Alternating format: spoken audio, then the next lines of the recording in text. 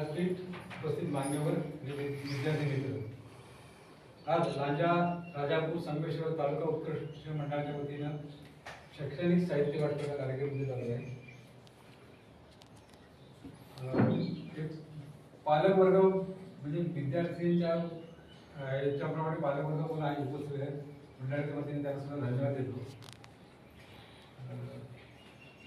शैक्षणिक साहित्य बरेचसे मंडळ देतात, पण देताना किती देतात काय देतात त्याच्यापेक्षा फोटो काढण्यासाठी बरेचसे मंडळ येतात. फोटो काढा विद्यार्थ्यांबरोबर शिक्षकांबरोबर फोटो काढायला हे मंडळ असं आहे की फोटो पाहिजे वगैरे काही करत नाही.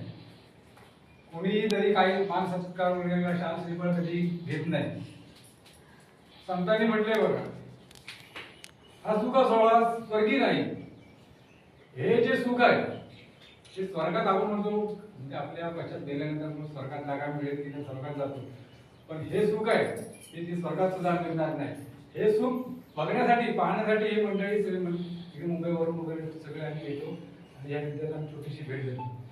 ही आता दप्तर असतील छत्री असतील ह्या किती आहेत हे बघण्यापेक्षा एक कौतुकाची थाप आपल्या पाठीवर पडते.